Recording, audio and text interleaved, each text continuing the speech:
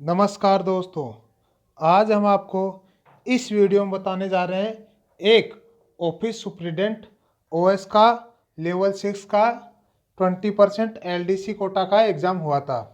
यह exam Mumbai central division में 11 अक्टूबर 2025 को कंडक्ट करवाया गया था।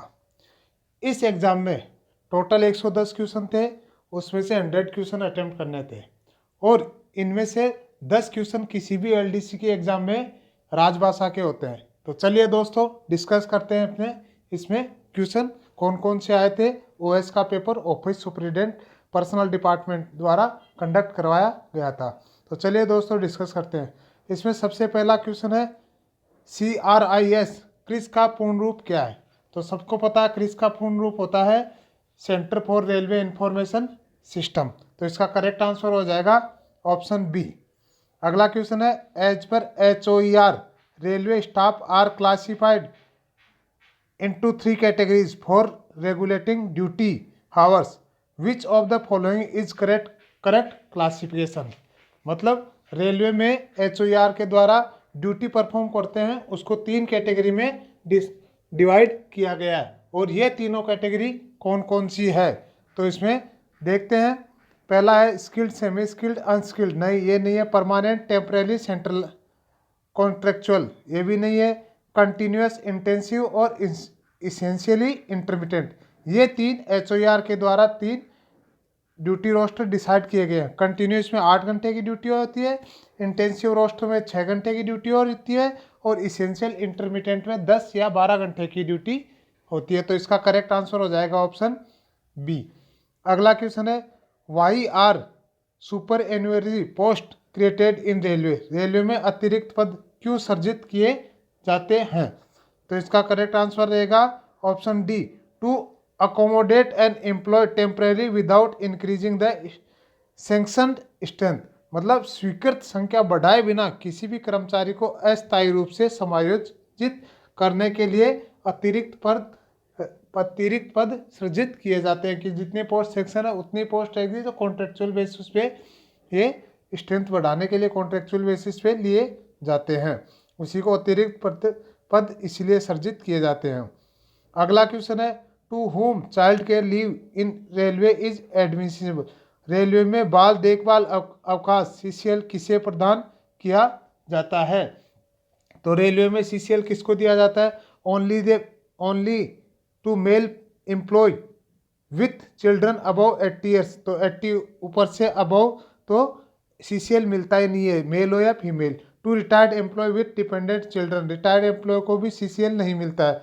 Only to women employ for taking care और अप टू 3 चिल्ड्रंस, ये अप टू 2 चिल्ड्रन के, टू सर्वाइव चिल्ड्रन के लिए ही केयरिंग के लिए CCL मिलता है और मेल और फीमेल दोनों को मिलता है। तो इसमें से कोई भी आंसर करेक्ट नहीं है, तो इसका ऑप्शन डी हो जाएगा। अगला क्वेश्चन है पांचवा, an employ retire after 25 year of qualifying service, he wishes to commute a portion of his pension as per rule, what is the maximum percentage he commutes। मतलब एक कर्मचारी 25 साल की सेवा करने के बाद में मैक्सिमम कितना पेंशन कम्यूट करवा सकता है। तो इसका करेक्ट आंसर है मैक्सिमम 40% पेंशन कम्यूट करवा सकता है। तो इसमें करेक्ट आंसर हो जाएगा ऑप्शन बी। अगला क्वेश्चन है who frame the rule to regulate freight. माल ढुलाई को विनियमित करने के लिए नियम कौन बनाता है। तो माल ढुलाई के लिए नियम बनाता है IRCTC। नहीं, ये पैसेंजर के लिए कॉनकोर, ये भी नहीं है। RITES राइट्स, ये भी नहीं है। नन ऑफ द अबव, मतलब इनमें से कोई भी माल ढुलाई के लिए नियम बनाने वाला नहीं है। माल ढुलाई का नियम बनाता है और रेगुलेट फ्रेट सर्विस के लिए रेलवे बोर्ड। अगला question, what is the full form of ALK। ALK का फुल फॉर्म क्या है। तो ALK का फुल फॉर्म होता है allowance in live of kilometre. जो लोको पायलट और गार्ड को मिलता है उसको ये मिलता है ALK। तो इसका फुल फॉर्म होता है अलाउंस इन लाइव ऑफ किलोमीटरेज। मतलब जितना किलोमीटर ट्रेवल कर रहा है उसको उसका अलाउंस मिलता है। तो इसका करेक्ट आंसर हो जाएगा ऑप्शन बी। अगला क्वेश्चन है what is the full form of SBD। SBD का फुल फॉर्म क्या है। तो OSBT का फुल फॉर्म होता है standard bit documents, standard bit document. तो इसका करेक्ट आंसर हो जाएगा ऑप्शन सी। अगला क्वेश्चन है how many days of child care leave CCL are administered to human employ and for how many childrens. मतलब एक महिला कर्मचारी को बाल देखभाल के लिए CCL कितने दिन की मिलती है और कितने सर्वाइव चाइल्ड्रों के लिए मिलती है। तो 730 दिन की मिलती है और 2 सर्वाइव चाइल्ड्स के लिए बिलो और अप टू 18 ईयर्स। तो इसका करेक्ट आंसर हो जाएगा ऑप्शन ए। परिवर्तित अवकाश क्या है? Commuted leave is, commuted leave क्या है? तो इसका है कम्यूटेड लीव होते हैं हाफ पे लीव कन्वर्टेड इनटू फुल पे लीव ऑन मेडिकल ग्राउंड और अदर एडमिसिबल ग्राउंड। मतलब जो कम्यूट लीव होता है, जो कम्यूट करवाते हैं जनरली, जो सिक करते हैं या मेडिकल की वजह से HLAP लेते हैं, उनको फिर कम्यूट करवाते हैं तो उसका फुल पेमेंट मिल जाता है हाफ पेमेंट की वजह से। तो उसी को अपन कम्यूट लीव बोलते हैं। तो इसका करेक्ट आंसर हो जाएगा ऑप्शन बी। अगला क्वेश्चन है इन OPS minimum qualifying service required for voluntary retirement with pension is. तो ये तो सबको पता है, 20 ईयर्स सर्विस करने के बाद में आपको क्वालिफाइंग सर्विस हो जाती है ओल्ड पेंशन के लिए। तो इसका करेक्ट आंसर हो जाएगा ऑप्शन सी। अगला क्वेश्चन है suspension of employ should be reviewed before the expire of 90 days. मतलब 90 दिन के अंदर अंदर उसके निलंबन की समीक्षा करना जरूरी है, अदरवाइज सस्पेंशन रिवोक हो जाता है। मतलब उसका निलंबन पीरियड खत्म हो गया, उसको ड्यूटी पे ज्वाइन करवाना पड़ता है। तो 90 दिन की समाप्ति से पहले उसकी निलंबन की समीक्षा करना जरूरी होता है। अगला क्वेश्चन है how many classes are there in goods traffic. माल यातायात में कितने वर्ग होते हैं?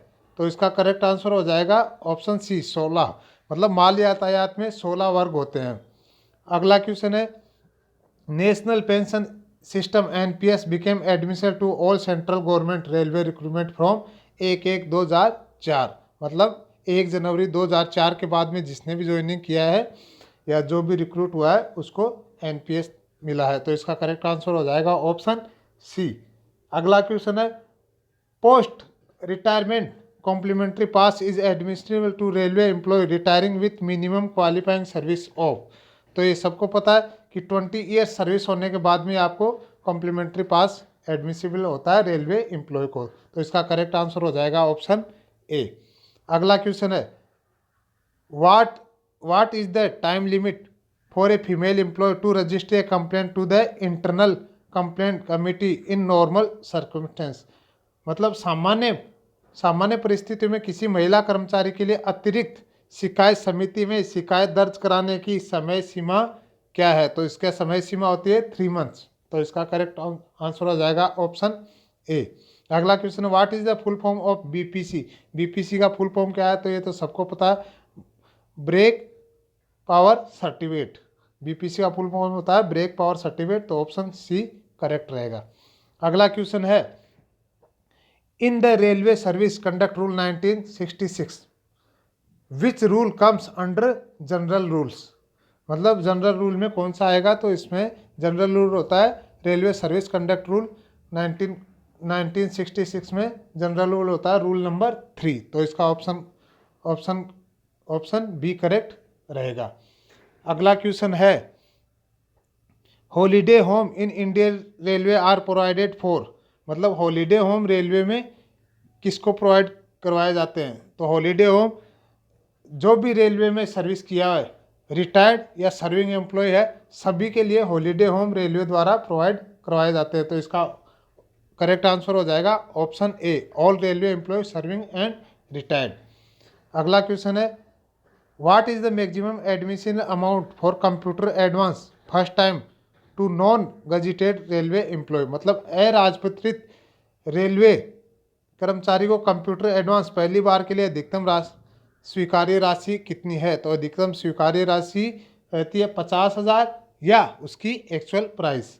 तो इसका करेक्ट आंसर हो जाएगा ऑप्शन बी 50,000 और actual price which ever is less. दोनों में से जो कम रहेगा वही फर्स्ट टाइम कंप्यूटर खरीदने के लिए रेलवे द्वारा एडवांस में प्रोवाइड करवाया जाता है। How many sets of school या scholar passes are issue to the children of a railway employ in 1 year, मतलब 1 साल के अंदर रेलवे एम्प्लॉय के बच्चों को स्कूल पास के कितने सेट प्रोवाइड करवाए जाते हैं। तो ये तो सबको पता है कि रेलवे एम्प्लॉय के बच्चों को स्कूल पास के 1 साल के अंदर 3 सेट प्रोवाइड करवाए जाते हैं। तो इसका करेक्ट आंसर हो जाएगा ऑप्शन बी। अगला क्वेश्चन है the MACP scheme in railway was made effective from, railway में MACP स्कीम कब से लागू किया गया है। तो रेलवे में 1 सितंबर 2008 से MACP की स्कीम लागू किया गया है। तो इसका करेक्ट आंसर हो जाएगा ऑप्शन बी 1/9/2008 से। यह जो भी 10 साल की सर्विस हो जाती है तो उसके बाद में उसका अगला प्रमोशन ना मिलने पे उसका MACP का प्रॉफिट मिल जाता है। अगला क्वेश्चन है paternity leave is given for how many days of male employ. तो ये तो सबका पता है पैटर्निटी लीव 15 दिन का मिलता है। Correct option B is correct हो जाएगा। Indent against direct recruitment quota for group C categories are placed on, group C श्रेणियों के लिए सीधी भर्ती कोटे के अंतर्गत मांग पत्र कहाँ भेजे जाते हैं। तो यह ग्रुप सी की RRB द्वारा ज्वाइनिंग करवाई जाती है या एग्ज़ाम कंडक्ट कराया जाता है। तो रेलवे रिक्रूटमेंट बोर्ड को उसकी रिक्रूटमेंट कोटा के लिए इंडेंट भेजा जाता है, मतलब कितनी पोस्टें रिक्वायर होगी। तो इसका करेक्ट आंसर हो जाएगा option A RRB railway recruitment board को भेजा जाता है। How many LHAP are credit in every 6 month. तो 6 महीने में LHAP 10 क्रेडिट होती है। तो करेक्ट आंसर हो जाएगा ऑप्शन डी। और 1 साल में 20 LHAP मिलती है और LAP मिलती है 30। The medical classification of loco pilot या driver in Indian railway is, भारतीय रेलवे में लोको पायलट या चालक का चिकित्सा वर्गीकरण क्या है। तो लोको पायलट का चिकित्सा मेडिकल फिट सर्टिफिकेट होता है A1 कैटेगरी का। तो इसका करेक्ट आंसर हो जाएगा ऑप्शन सी। अगला क्वेश्चन है what is the full form RESS, railway RESS का फुल फॉर्म क्या है। तो रेलवे एम्प्लॉय सेल्फ सर्विस। तो इसका करेक्ट आंसर हो जाएगा ऑप्शन बी। RESS का फुल फॉर्म होता है रेलवे एम्प्लॉय सेल्फ सर्विस। स्वैच्छिक रक्तदान के लिए कौन सा अवकाश दिया जाता है, मतलब ब्लड डोनेशन के लिए कौन सा अवकाश दिया जाता है। तो ब्लड डोनेशन के लिए एक दिन के ब्लड डोनेशन के लिए 1 दिन का स्पेशल CL दिया जाता है। तो इसका करेक्ट आंसर हो जाएगा ऑप्शन सी। और 1 साल में आप 4 बार ब्लड डोनेट कर सकते हैं और 4 बार ही उसका स्पेशल CL मिल सकता है। तो मतलब 1 साल में आपको 4 ब्लड डोनेशन का स्पेशल CL ले सकते हैं। अगला क्वेश्चन है VVN wagon is used for transportation of. तो ये तो सबको पता है VVN वैगन होता है ये मिल्क के लिए, एक मिल्क टैंक होता है जो मिल्क के लिए ही यूज किया जाता है। अगला क्वेश्चन है machinery and plants program is published in, machinery और षड्यंत्र कार्यक्रम में प्रकाशित किया जाता है। तो ये पिंक बुक में प्रकाशित किया जाता है। Machinery and plant program pink book में प्रकाशित किया जाता है। तो इसका करेक्ट आंसर हो जाएगा option C. PAC items are purchase on basis, मतलब जो PAC आइटम होता है PAC आइटम किस निविदा के आधार पर खरीदे जाते हैं। तो PAC आइटम लिमिटेड, मतलब सीमित निविदा के आधार पर खरीदे जाते हैं। PAC item are purchase on limited tender basis. अगला क्वेश्चन है which authority can impose dismissal on group C staff.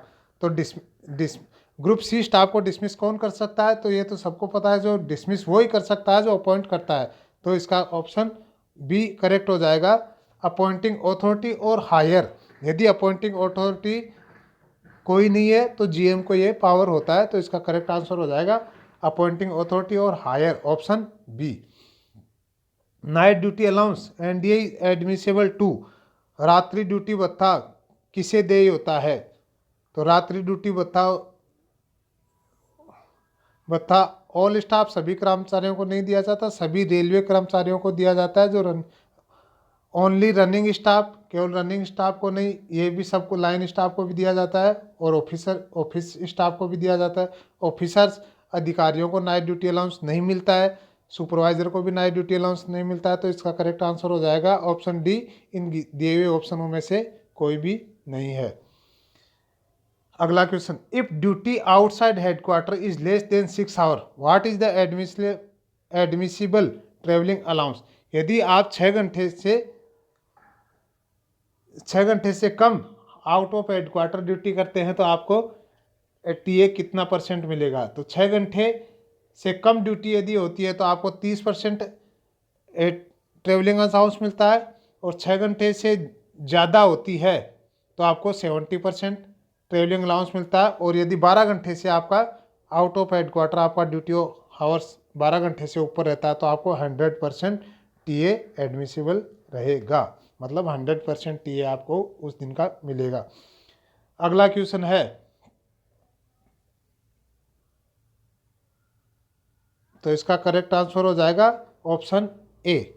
अगला क्वेश्चन है, एसी इज ए आइटम। तो एसी क्या है? एसी एक स्टॉक आइटम है।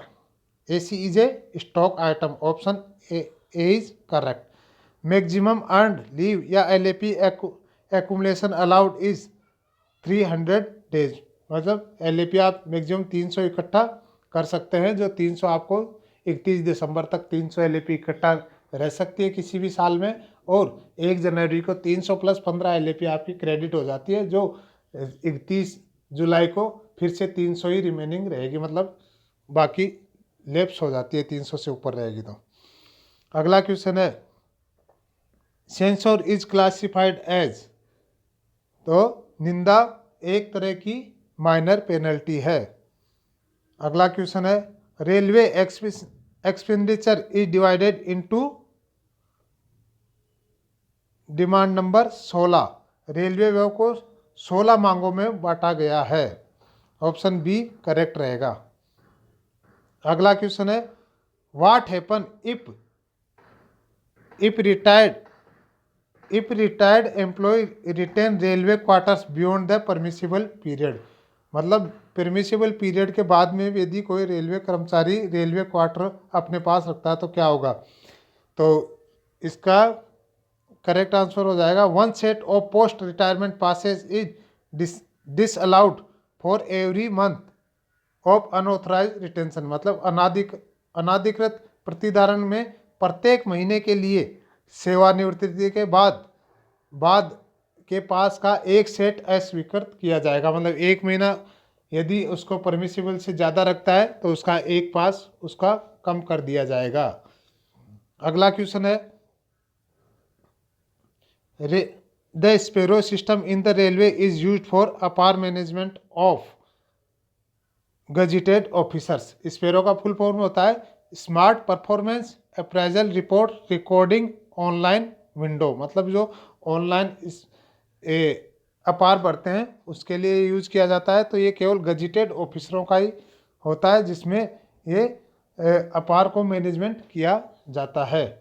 अगला क्वेश्चन है, how many levels of appeal are there in RTI act. RTI act में के अंतर्गत अपील कितने स्तर की है। तो अपील आरटीआई एक्ट में 2 स्तर की होती है। तो करेक्ट आंसर हो जाएगा ऑप्शन बी। अगला question, employ on ex India leave claim LTC for foreign travel it is admissible no. मतलब आप यदि एक्स इंडिया लीव लेते हैं तो आपको लीव ट्रेवल कंसेशन एलटीसी नहीं मिलता, यह केवल इंडिया के अंदर ही दिया जाता है। तो इसका करेक्ट आंसर हो जाएगा option A no, LTC is not allowed for foreign travelling के लिए एलटीसी नहीं दिया जाता है। अगला क्वेश्चन है, selection procedure for motorman also include. Motorman की चयन प्रक्रिया में क्या शामिल है। तो मोटरमैन की चयन प्रक्रिया में एप्टीट्यूड टेस्ट लिया जाता है। तो ऑप्शन सी करेक्ट हो जाएगा। विच of the following portal is use for tender process. Tender process के लिए कौन सा पोर्टल यूज किया जाता है। आईपास, एचआरएमएस, आईआरईपीएस और एमएमआईएस।